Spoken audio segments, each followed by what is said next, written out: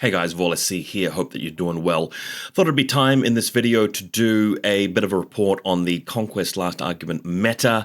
How are things going on with the game overall, the overall state of the game, what each faction is like, and the relative competitive power level. Everybody loves to talk about that of each of the factions. What I'm going to be doing is I'm going to be going into Army Builder and we'll have a bit of a chat about each individual faction and some of the strongest lists that they can make at the moment and what generally people are trying to do with each faction to win in tournaments, and of course which factions are stronger than the others. So that's the bulk of what we'll be talking about in this video. But before we do that, of course, got to issue some disclaimers.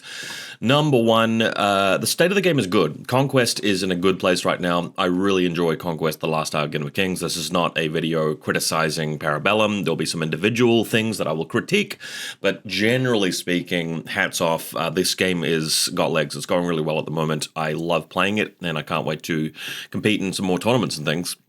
So very happy with that. Secondly, I will say that these videos go out of date pretty quickly because, thank God, Parabellum does actually put out a few patches every so often and reworks. I believe we are due for the Dweghom and Spires reworks soon. We have just had the 100 Kingdoms rework, which I love, and the Nords were a while back. We'll be commenting on that a little bit, and I think throughout this year they'll be working through it as well. Obviously, Euroni is the latest faction. I will have very little to say about them because I haven't played any games featuring Euroni, so I don't really want to be the judge and the reviewer of something that I don't really know that much about. All the other factions, though, I've got plenty to say about those, so we're going to be generally focusing on them. Overall, the meta at the moment, as far as what I've seen, is that minimum small units, like the actual, just the 3 stand squad of most regiments, and quite a lot of cards, really, and early game scoring. Those are the 3 ideas that most competitive players are starting to really fall back on. I feel like that's partly because of the change to the way that Supremacy works. Previously, if you have fewer cards, you get the advantage, which is quite helpful. Now it's simply a matter of which player won the roll in the previous turn. Yeah, who managed to roll lower in the Supremacy dice roll-off, they'll have the advantage going into the next turn. So the number of cards you have is not a hindrance. It's not something which is a disadvantage in that situation. And because of that, people now feel like they have free reign to just try and put as many cards in their deck as they can, which has kind of changed the way the game plays a little bit. The other thing which I feel is really determining the meta is that Parabellum, although a while ago, they took away the ability to put a medium or heavy character in a light regiment and have it score early, which was an advantage after characters became simply the same weight class, so to speak, as the regiment, and that little combo didn't matter anymore. There wasn't much scoring going on in the early game for a while, but Parabellum have slowly been bringing that back in the form of spells and unit upgrades and various little ways that factions can get a light regiment on in turn 1 and then move on to the objective in turn 2.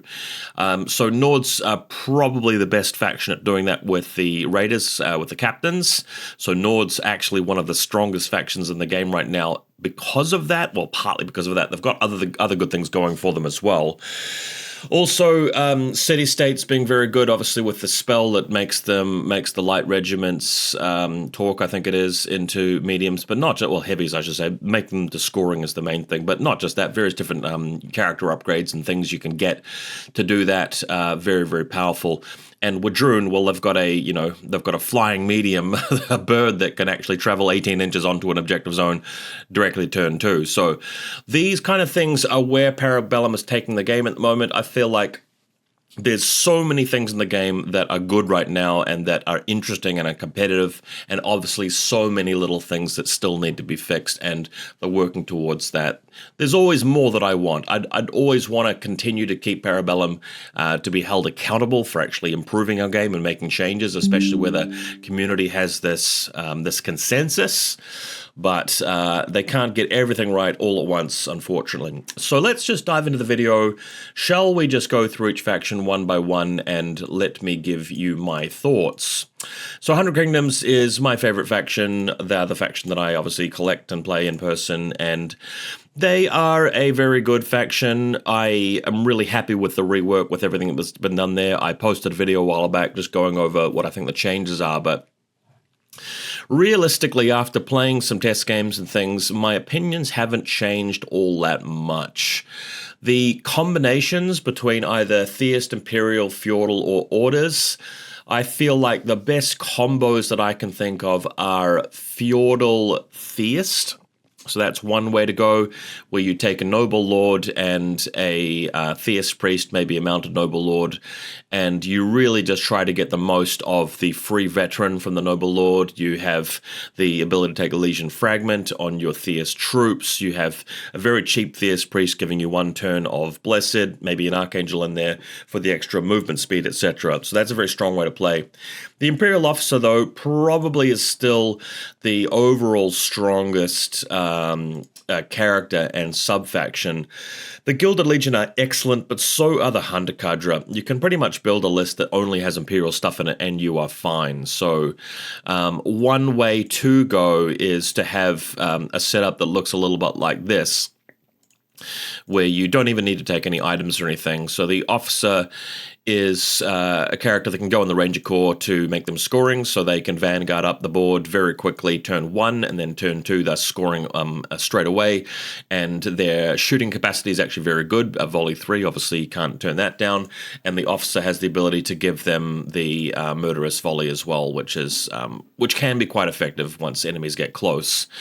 And then of course he can pump out his brace for impact or whatever it is on the men-at-arms or the other big block you'll be taking in your army. And then the Hunter Cadre, just such cost-effective regiments, and this is all just for 650 points, so it gives you tons of space for everything else. The other way, really, to play this guy is to maybe take something more like this, where he's in the Gilded Legion. But the thing about the Gilded Legion is that the character doesn't actually have to join them. You can sort of come back here and put him back in their Ranger Corps, and he's still going to be hanging out nearby to the Gilded Legion to give them the battlefield drills, so make them hardened, etc. And then they can take a Drill Master, so the front rank's getting +1 attack, very, very helpful. And of course, they already get Vanguard with the Officer being in there, being the Warlord. But let's say he's not the Warlord, and you're not losing the Officer, you're not using the Officer sub-faction. Gilded Legion can still have the Drill Master for Vanguard anyway. So this kind of unit here is just really, really strong. The archetype that I don't think is going to see much play with 100 Kingdoms really is this sort of setup, which we saw a lot of in the past, where even though these regiments individually are very good, like Devastating Charge now is actually quite helpful. So these guys have been buffed. Ashen Dawn are still very, very strong. I just don't think you're going to see the setup anymore, because people are trying to get onto the board very quickly and really bulk up a lot of points in turn 2 and 3. And when this kind of army eventually shows up and gets into action with some regiments arriving, like turn 4, turn 5, it's a little bit too late and the game might already be decided. So unfortunately, can't really do it this way. What you could do, and what I think is still a reasonably good warband, is the other Priority Commander with the Sealed Temple, just because they're mediums. But even then, I don't know, I feel like the strength of 100 Kingdoms is more around the infantry at the moment, with a limited number of heavies.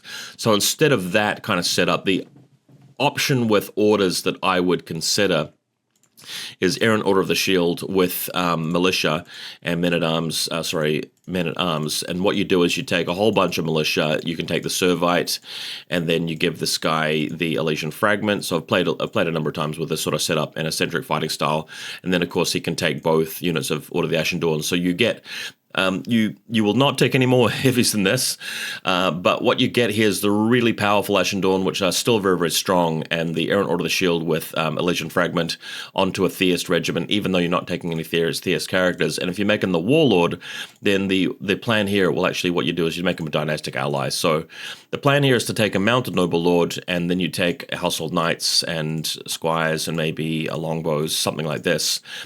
And what you do here is that when this guy's the dynastic ally, you're bringing over the order's subfaction abilities onto the household knights so that they'll get the martial prowess bonuses, so flurry, etc.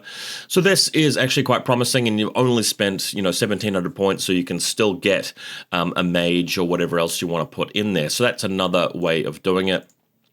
Just to show you guys my personal feeling about 100 Kingdoms is, and I just don't know if this is going to wind up being like a meta way to play them, but for me personally, here's what I will be running. So Household Guard with men-at-arms and knights, possibly actually the squires, because the personal bodyguard thing here gives veteran to this, but if you have family traditions, the warlord warband gets veteran on everything. So basically, that was going to be 10 points. That was going to be 10 points. They get a veteran for free, and then 10 points over here. So you've got a lot of free points being gained from that.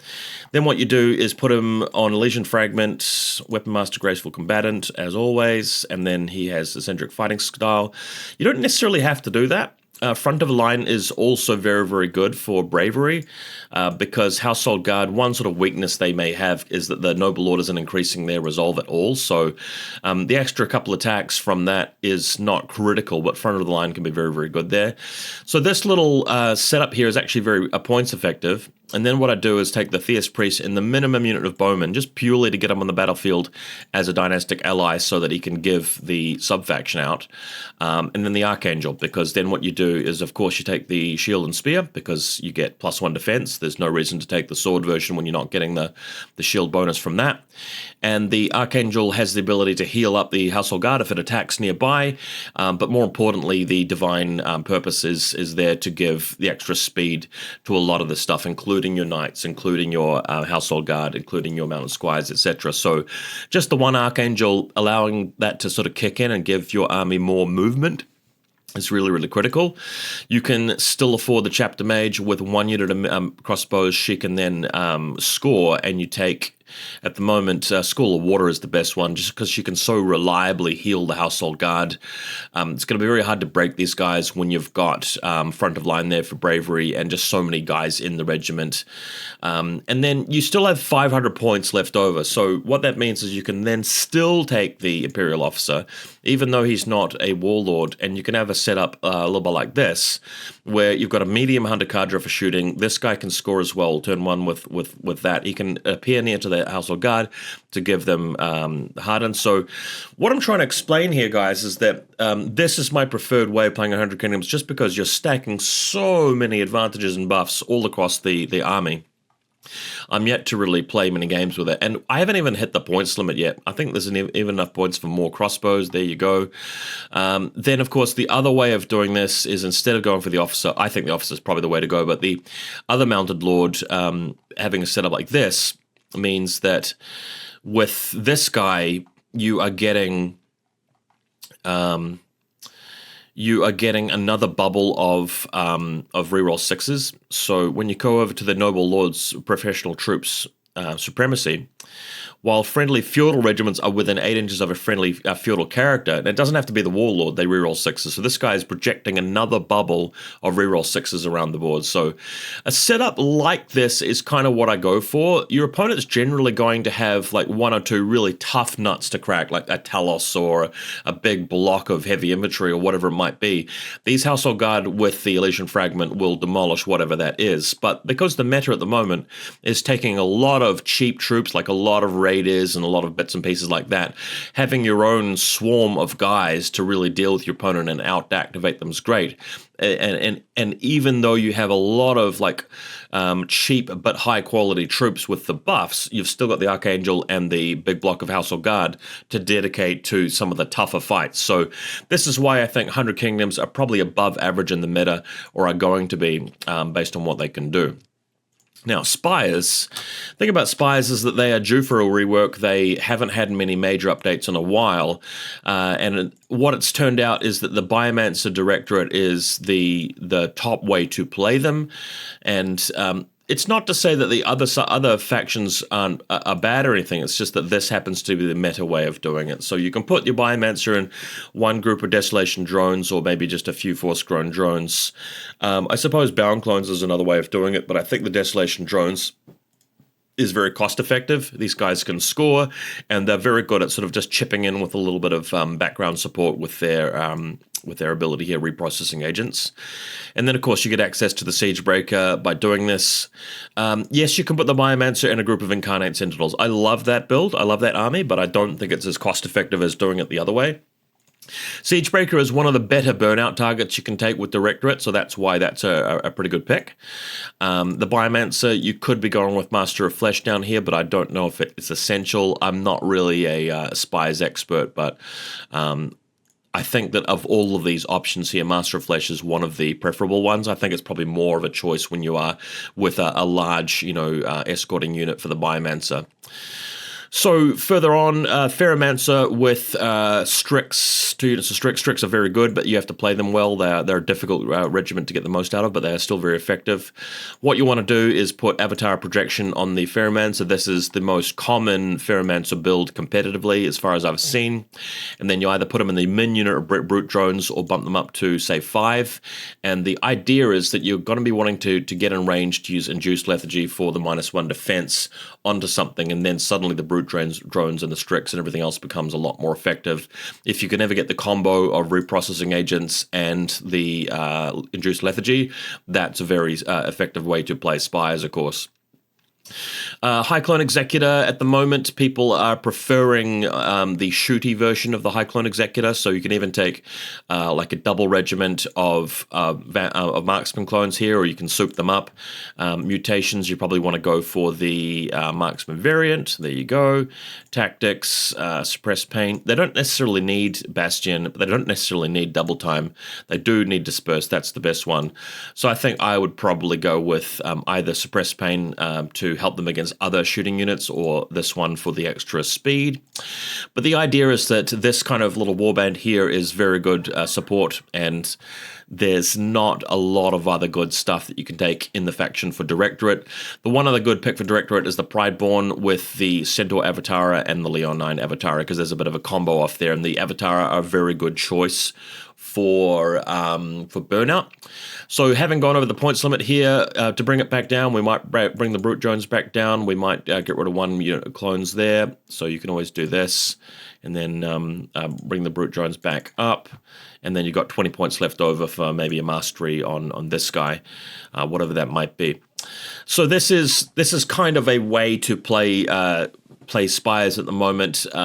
If you go for the Sovereign Lineage, this was a very popular one for a while, where you have the Lineage Highborn who gets a lot of free mutations.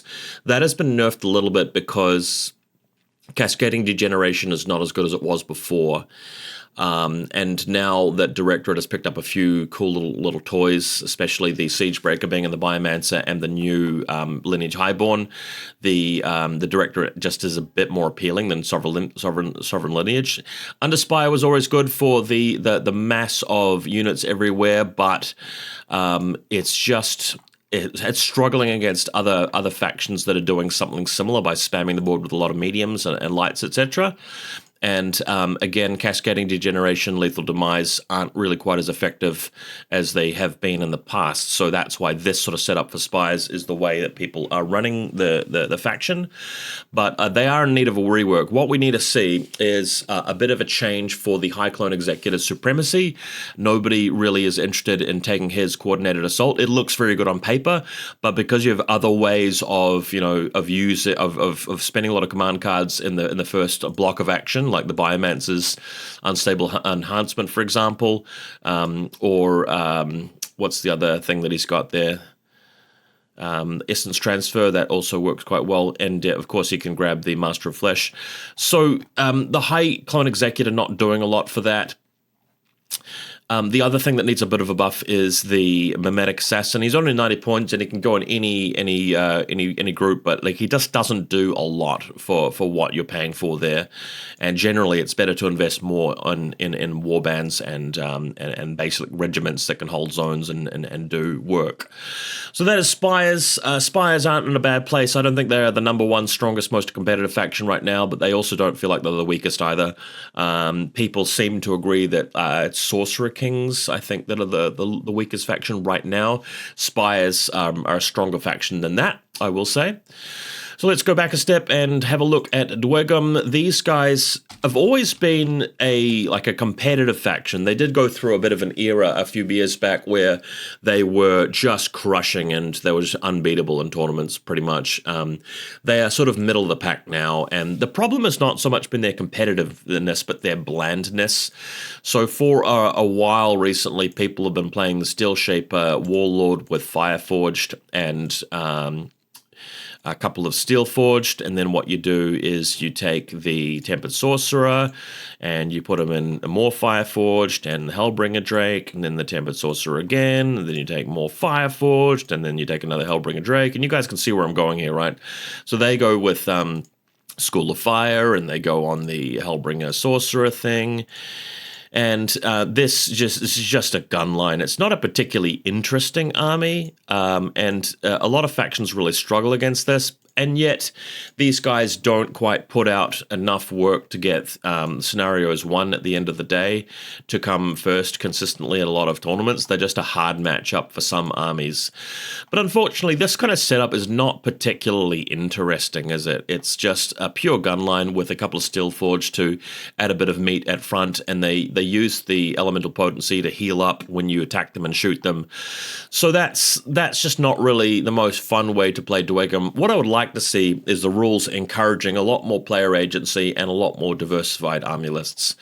At the moment, one sort of version of this faction that people are using at the moment, which is the whole Reg.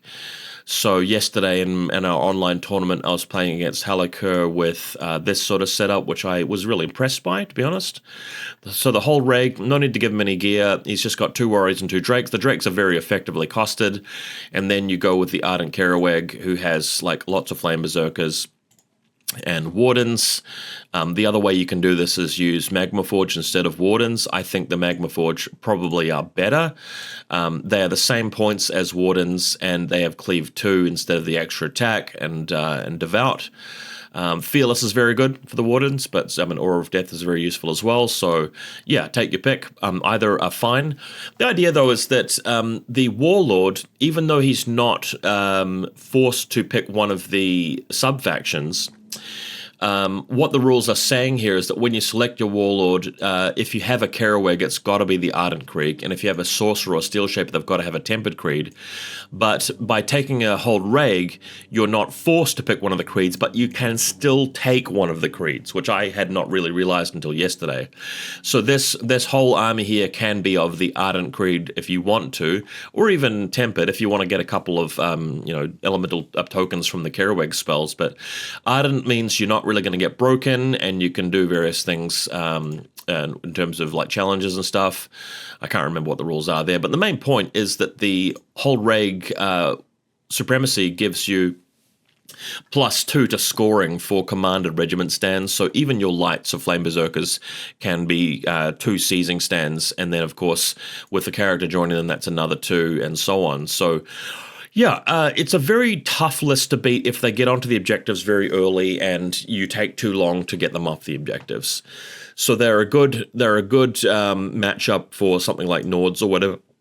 Excuse me, where it's like a lot of Raiders against a lot of Flame Berserkers early game, and you're trying to outposition your opponent. So this is kind of cool, but again, because your supremacy ability and your sub-faction ability is pushing you down a certain path and requiring you to just spam one particular type of unit, it just makes the faction less interesting to me.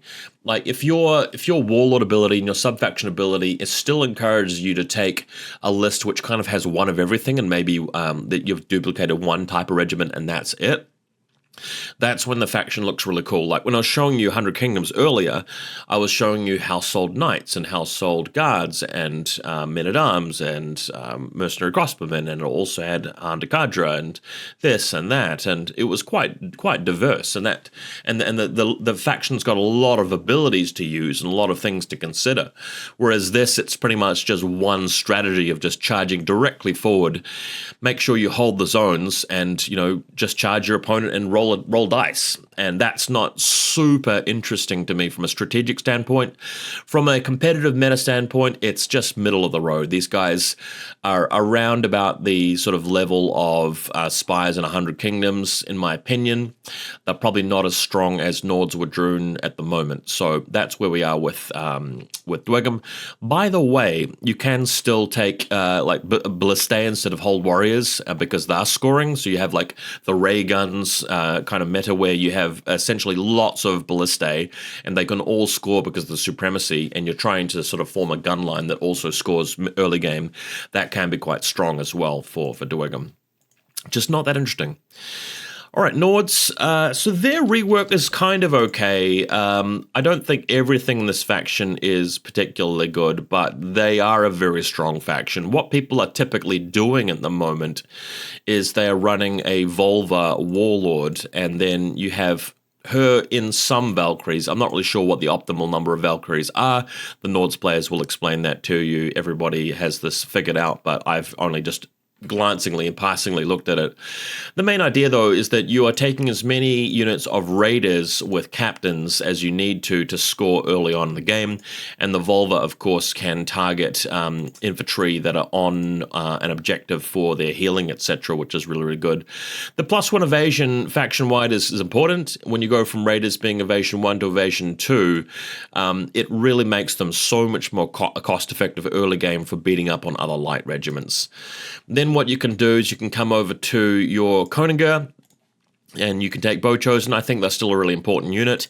And the Koninger joining Bowchosen might seem a bit wasteful, but because he's so good in close combat and because the Bowchosen will inevitably get marched charged by stuff, you want to fight your way out of that. And the Bowchosen are already pretty good in close combat because of Clash 3, Attacks 4. So the Koninger joining them with Attack 7, Clash 4, Cleave 1, that just becomes really, really strong for keeping your Bowchosen alive. And then you can probably just leave it at that for the warband. If I was playing Nords, I'd take a Jotnar just because they're cool, not necessarily because they are, a great idea in the meta at the moment. Really want to be spamming the board early, again, which is not interesting design, but it is what we see quite a lot. So coming over to the Jarl, what you want to do with the Jarl here is typically go for more Raiders, but also Berserks. Berserks being the kind of hitty unit where you take the free charge action to outrange things, and you put the Jarl in there, and the Raiders, of course, have the captain for more early game scoring, so that's another little unit you sometimes see. And then people are running quite a lot of Golters, so the Blooded, probably not with the Stalkers, but you can take Blooded with Trolls or something. I'm not really sure the best way to play him, but the Golter Beast Pack is pretty good because, again, it's a medium regiment and it's just fast enough to get onto the board and cause a little bit of pressure around the flanks and jump onto objectives. So you can take quite a big list, really, and still have a lot of cards here. So this example list that I've just made haphazardly has 8 regiments and 4 characters, so that's 12 cards already, and we've got another 100 points to spend on something.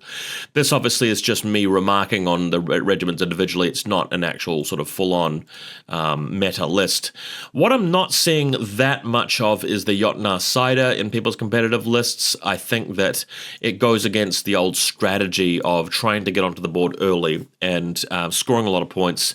People are shying away from taking more than one heavy at a time, and if you take the Cider, the thing is that the only regiments that can go in as warband are heavies, so that's why people are finding that it's just a bit too slow. So the Cider is not really the best option. I think it would be cool if you could take the Cider with possibly some infantry, and then he's forced to take a restricted heavy so that he can have that as his rule, maybe. The Varga Lord, this is an option for beast packs. Like if you really want to run a lot of beast packs, then because the Varga can join them, they become mainstays. So you can have a setup with a lot of pigs, and that's the way that you would run that. Overall, Nords are a faction that aren't spending a lot of points on character upgrades or heavies. They're really just trying to spam raiders for early scoring and mediums for just flooding the board with a lot of cards, and they beat you that way. Again, I don't find that to be particularly interesting game design.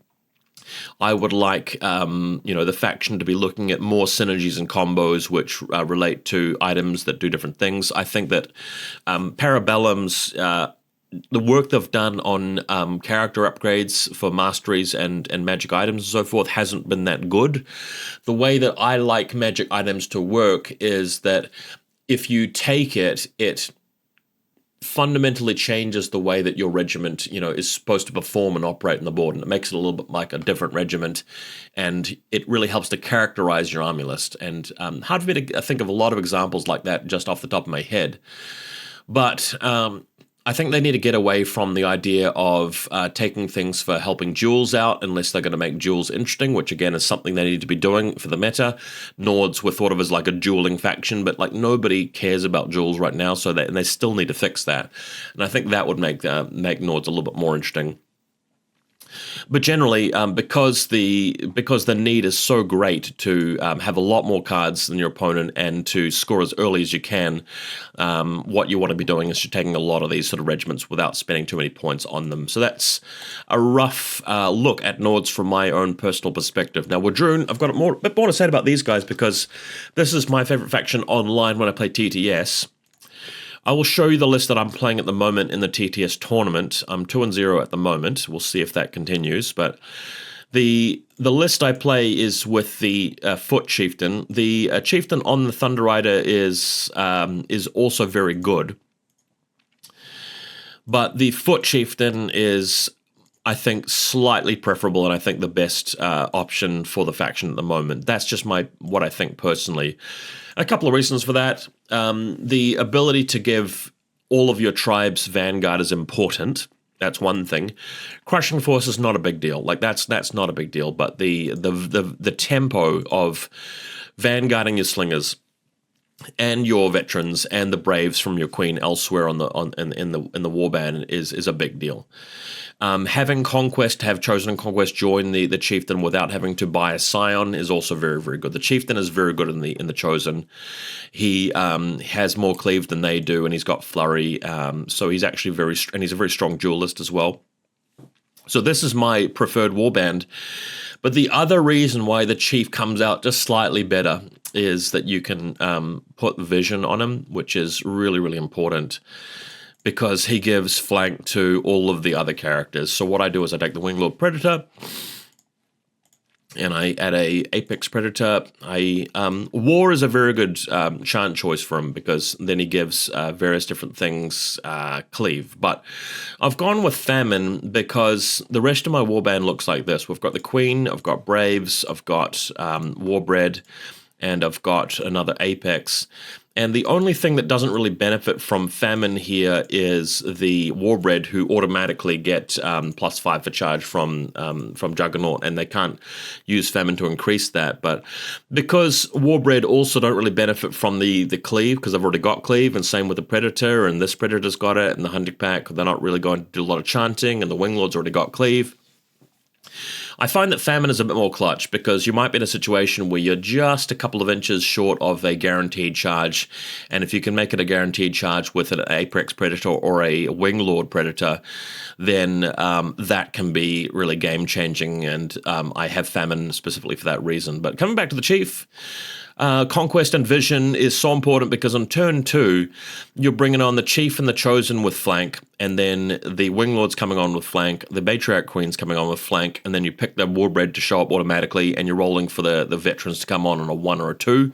The Slingers and Hunting Pack are all coming on naturally on 4s, and then the following turn you auto-pick a Predator and you roll for the other one. And a lot of games, the entire army is on by turn 4.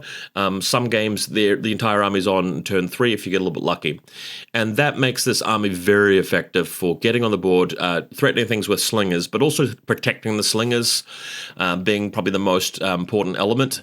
With these guys, you just want to keep them out of range of your opponent's stuff that can threaten them, and just keep them barely far back, just far back enough so that they can avoid trouble, but also get to work with their chant, which gives them effective range right out to 18 inches with torrential fire. So that's my build here. I sometimes consider changing the Predator out for the Apex out for Raptor Riders, but I think the problem with that is that I would then have too many lights that can't score. So Slingers can't score, Hunting Pack can't score, but everything else can. And the Apex Predators just give me a bit of meat in the late game to help take down like an Ironclad Drake or a Talos or whatever it might be. So that's how I play Wadroon at the moment. Wadroon can also be played, obviously, with the Thunder Chief, in which case you don't even need to take 2 units of Thunder Riders, but you typically do just because they have flank, which is so crucial. So you'd always take Conquest for the extra speed, so you can march a little bit further and then charge your massive distance with the Thundering Charge thingy. He can still take vision, I believe, so you'd want to do that, so you can then take the Winglord Predator. And the power of this is that you've got a faction which has shock on everything thanks to the Thunder Chief. So, again, that's not really great design by Parabellum, in my opinion, because this is not really an active supremacy. It just gives everything shock, and it number one, it means that you are just stuck with a very boring way of building your army, in which case you just take Speaker's regiments and nothing else, or very little else, and that's your way of playing. It doesn't encourage you to be creative with what you add to your army in that sense. And also, the Thunder Chief's always going to have this ability. There's no timing or planning or skill involved with when he uses it.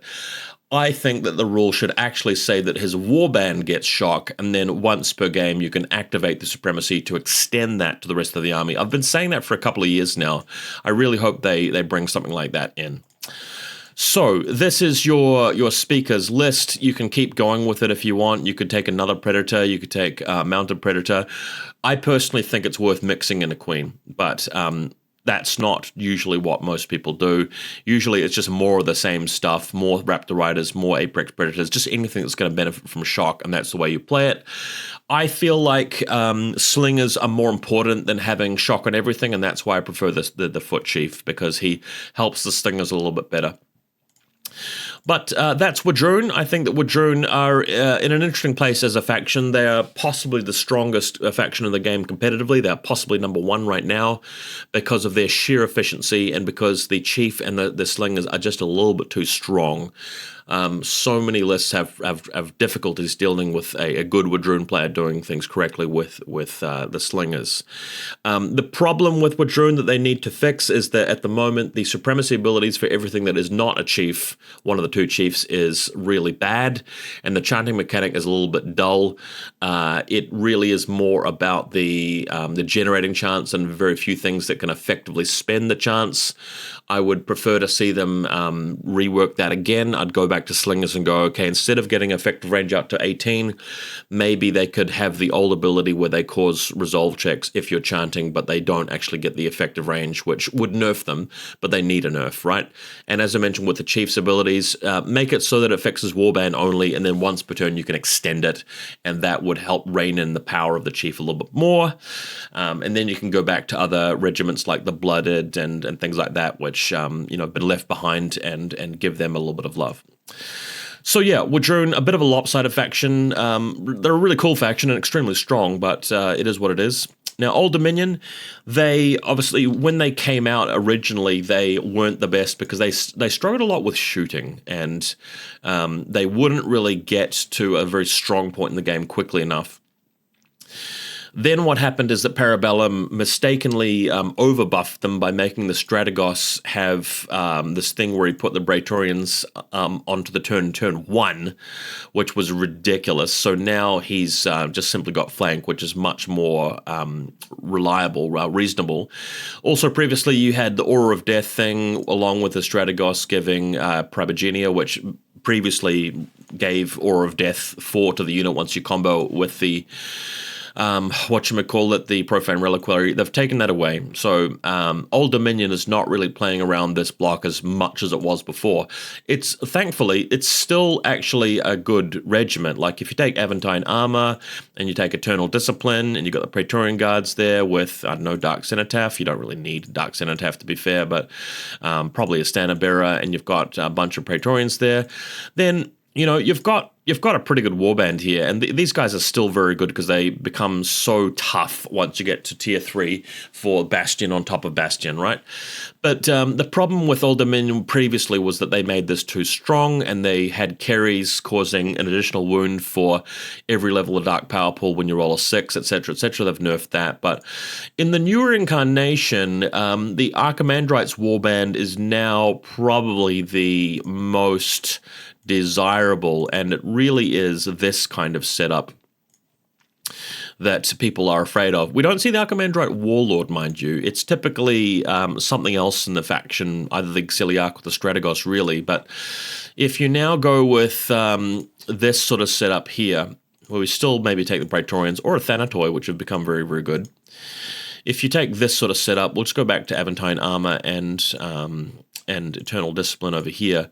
The star of the show really is the Archimandrite, because he's still just as good of a caster as he's ever been, but the ghosts are very, very dangerous now because they get a free spell activation, which means that their threat range at the start of the game is very, very, very strong. So they can march 12, obviously, with movement 6, and then if they cast their Translocate successfully, they get another 8 inches out of that. And if you can bump up to tier 2 or 3 with the Strategos when it's time to attack with them, they can get a 8-inch forward move with their spell. They can charge you 6 plus d6, and then they can clash you, which gives them a really frightening threat range around about turn 2 or 3, which means that you need to have a lot of stuff on the board, and your regiments need to be protecting each other, and preferably you might have something tough to face the Moroi that's not going to get steamrolled by them, and then after they tie you up, they've got a little bit of Aura of Death to finish you off.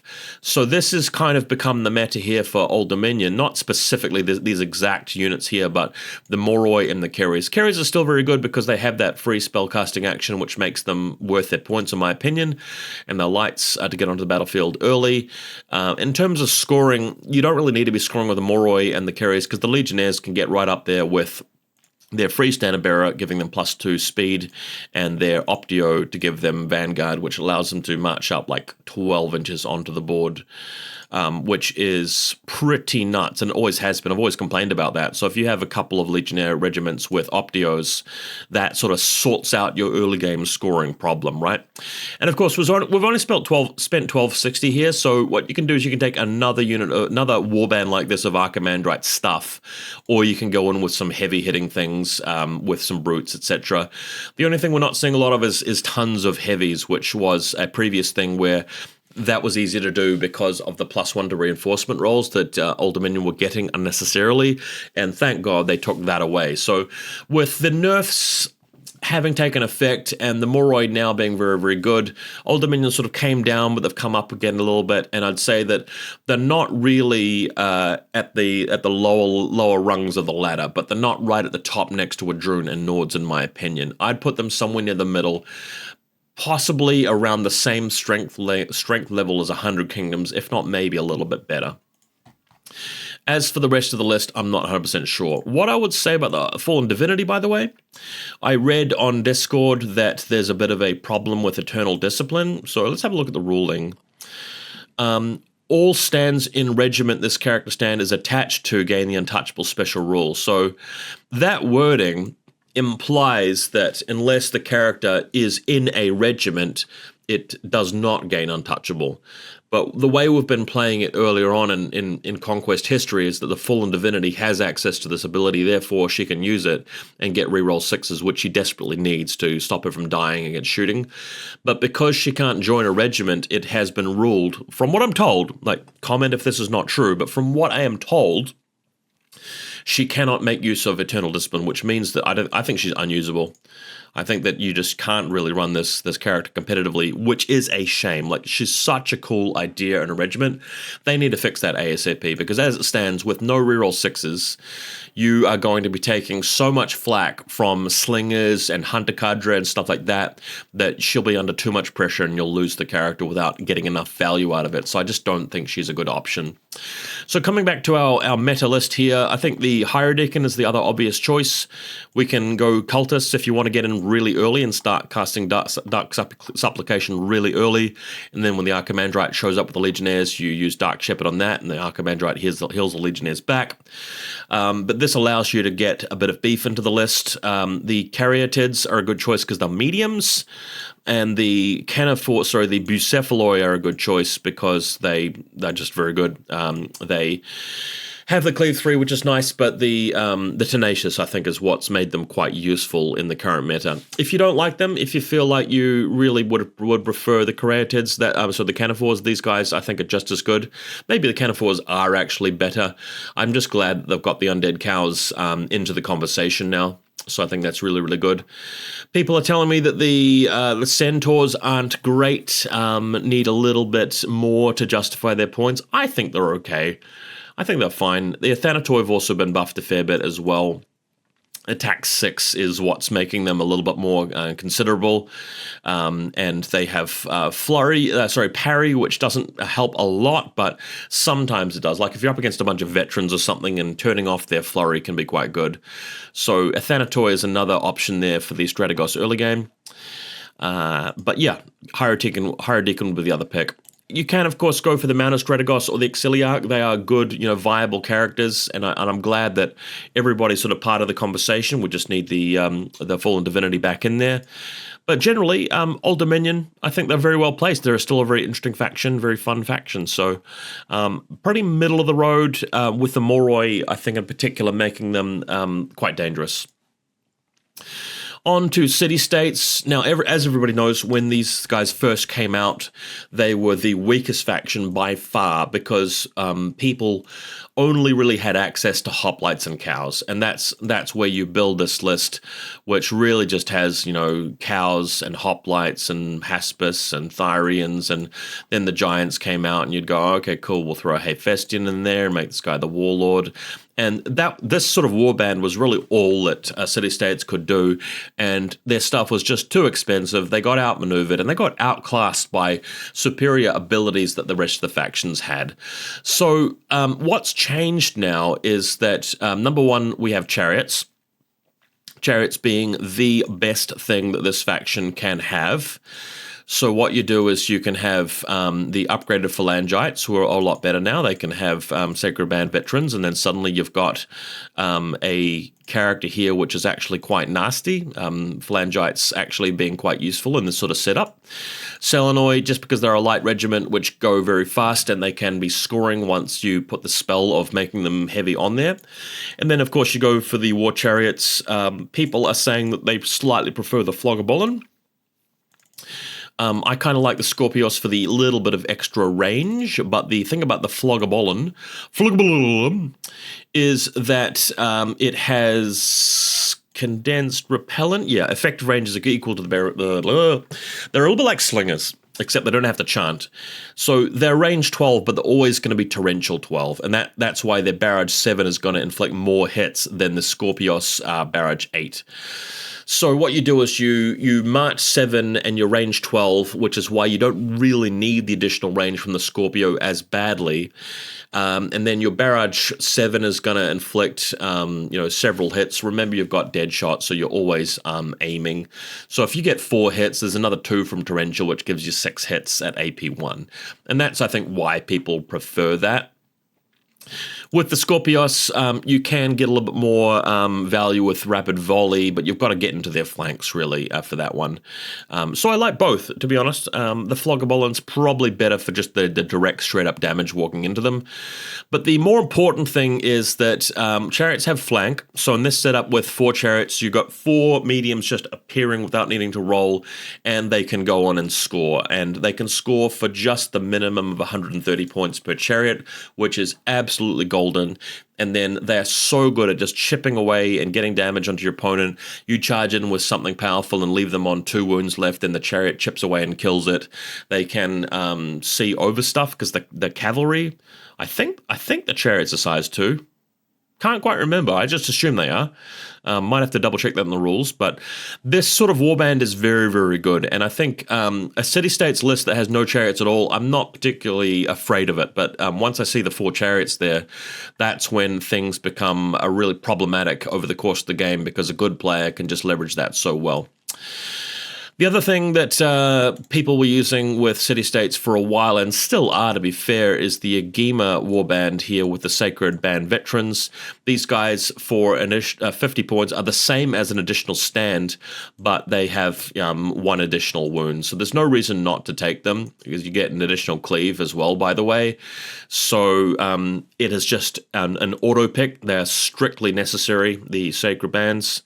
And then the Polymarch, and you'd always have the Blades of Achilles, 40 points for Cleave 4, really, really crucial. And these guys are just very strong because they are allowed to get that free reform at the start. So you can spread them out into a long line, reform to pivot, so one corner is a little bit closer to the enemy unit, then you measure the range from corner to corner, you're in range and you charge straight away, really, really easy. You can also go for Aristia, which gives you the draw event of plus 5 inches, which means that these guys can charge such a long way. And then you can put an Andromachos in there, which means that when they come out of strategic stack, you get plus 2 attacks from that, and flurry on the auxiliary command stands, etc. So that's a very good, powerful little unit, which we see a fair bit nowadays. The Talos, also very good. He's very, very tough, obviously 20 wounds. Defense 3 plus the shield and harden 2, just so good at anchoring that objective down while your chariots are just peppering whatever he's fighting against. So he doesn't need to inflict a lot of damage because your chariots are going to be responsible for that. And this list that hasn't even got the 3rd warband in it yet, how many cards have we got? We've got 4 from the chariots there, 5, 6, 7, 8, 9, 10 already. So it gets to that high total of cards very effectively, and city-states, of course, can use the strategic stack to get that card advantage against you to have the last card being played. They're quite good at doing that. One other build that I sort of am fond of is the Mechanist with the Clockwork Hoplites. So you take a bunch of these guys, you make the Mechanist the Warlord, and the good thing here is that he's turning your clock lights into mediums, which allows them to come on more effectively. So the Selenoi come on turn 1, and then turn 2 they move on to the objective. Turn 2 the Hoplites move in behind them. This guy casts Torque onto them to make them scoring, and for his modifications, I think it's this one, yeah, +1 march and double time for your Clockwork Hoplites. These guys are very tough. They're very good at getting something off an objective and holding it, because they don't take resolves. The defense 3, shield hardened 1, and 5 wounds, and you've got a big brick of them. They're expensive, but with the support of the Mechanist and all the different things he can do to speed them up, that is a very, very good combo. You can also put the Eidolon in with the Hoplites. I just prefer the Mechanist because his spell list is actually very good when he's comboing up with the Hoplites in general. Hephaestion is a good choice, although a Promethean, obviously the Promethean's the more defensive of the two, and he's very good with the Hoplites, but the Hephaestion, it's hard to look past him for the damage. With the Cleave 3, he's something to send after your opponent's toughest thing. So overall in this faction, I feel like probably the Companion Cav need a little bit of a buff. The Inquisitors, they're okay. I just don't think that they're as amazing as some of the other things you can do. And I think the Chariots are just still a little bit too much. They have been nerfed, but I think that giving them all flank is just a little bit much for the fact that they fight very well. They're annoying to remove. They can score, and they all come on turn 2 automatically. Yeah, it's just a bit much. Far in advance as well. It's just, I feel like they've got 5 rules where they should have 4, if you know what I'm saying. But City-State's very, very strong. I get the feeling like at the moment our meta power ranking might possibly be Wadroon at number 1, Nords at number 2, maybe interchangeably, I'm not sure, and City-States possibly at the 3rd slot. If it's not City-States, maybe it's Old Dominion. or 100 kingdoms, but my gut tells me that it is, Wadroon Nords then city-states would be my guess. Moving on now to Sorcerer Kings. These guys are the probably the weakest faction at the moment. I think the best way to play them and the meta way to play them is to go with the Maharaja Warlord, because his Warlord ability just does a bit more than anybody else's thing. And the rituals are quite important because of Conflagration. So Conflagration is a free spell. One thing I find really comical about Parabellum is that a while back, I think Leo said that Sorcerer Kings would have a lot of spells, but hardly any of them, if any, would do direct damage. It would be more about situational stuff and supporting your army. And what happened is that once people started playing them, they realized that the win condition is effectively to just get Burn to Cinders or the Thunder Strike, whatever it's called, to proc as many times as possible. Because what you want to do is you want to get this cranking on an enemy that's in combat with your Born of Flame stuff for 3 additional hits, plus the successes you get, and then you want a Conflagration to cast it again and again and again and again, and that's how you win, basically. So the strategy is to take Favored of Hormus to put him on a Mahout, and that will make the Mahout elemental. So because the Maharaja Born of Fire is riding on the Mahout, it will get healed when it is subjected to a fire spell. But more importantly, what's going to happen is that because it's an elemental monster, then what you'll use your ritual card, usually a Conflagration, and then if your next activation after that ritual is an elemental regiment, it gets a free action. So the Mahout can march, and then it can charge, and then it can clash, giving it a really massive threat range. So the order of things is that once you get the Conflagration into your hand, you start with the Conflagration to cast something, whatever it is, and that will obviously proc Jadu Gavak to give you reroll 6s on everything. So that's the first thing you do, and then your next card is the Mahout, which gets free move, then a charge, then a clash, and it can reroll 6s when it attacks because of Jadu, because it's a Born of Flame now. And then the Maharaja casts his spell normally, so the Maharaja is the next card, and he puts it's not Conflagration, just puts a Burn to Cinders on the enemy unit it's contacting, and they take the additional hits, and that's how you really snowball. Other than that, though, it's important to take the Sorcerer with Court of Fire for the goals. So she's going to be in a regiment of Disciples, most likely, and the goals are going to be Born of Flame. And the strategy here is to get the goals onto the objective and cast Ignite on them for command stand getting scoring. You can sort of see a pattern in the Conquest Last Argument meta here, where it's all about getting lights onto the table as early as they can and then score somehow. Just about every faction now has a way of doing it, which is interesting. I mean, they've designed the game that way. So the Sorcerer wants to be able to do that for the goals, but she also wants to be able to do Searing Sandstorm for a -1 defense, because a lot of your stuff doesn't really have a lot of cleave. And then what you're going to be wanting to do is possibly take another Maharaja, just because they're so good. Like, they're really, really strong. Maharabi Initiates are not bad, because with Eminence, they get to a +2 evasion when they are hit by, like, carriers or whatever. But I typically prefer the Rajakur. So you take a big block of Rajakur, he's going to be relatively safe. You might even go Court of Air to give you the homing winds to give your many ranged units a buff to their damage output. And then after that, you're mostly just going to be taking these guys, the Ifrit Flamecasters, because they're going to stack very well with your -1 defense from the Sorcerer, and your homing winds from the Air Maharaja. And what else are we going to take in here? Your list just basically turns into a gun line, essentially. You probably want to swap out 1 Flamecasters for a Sword Dancers. It is also viable, I guess, to take maybe 1 unit of Steel Hearts. That's fine. I personally think that the monsters are very, very good. I just think that if you're going to be running a Mahout, which you always should, along with the the Maharaja, you just don't want to take too many heavies because, again, the aim of the game at the moment in the current meta is just to get onto the board ASAP and start scoring in the early game and try and decide the game around about turn 5, turn 6 with all of your stuff.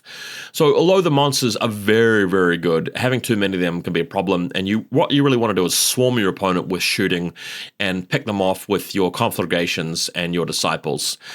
The only reason why Sorcerer Kings aren't really regarded as a massively strong faction, despite being able to do all of this, is that gun lines can sometimes run into trouble where they're trying to wait for the enemy to come to their side of the board, and you're up against people who are just swarming the zones with raiders who are evasion 2, and there's a lot of Moroi charging you who obviously have loose formation. Woodroon have a lot of hunting pack and stuff that are loose formation. The queens healing them up as they get shot at by your Danu disciples, etc., etc., and your Mahouts probably getting gangbanged by apex predators and so on. So it's a bit of a tough ride. Sorcerer Kings don't really have a very good game plan when it comes to getting onto the zones and brawling with the enemy with a lot of good combat shock troops, because their close combat stuff isn't really as well backed up by all the magic, etc.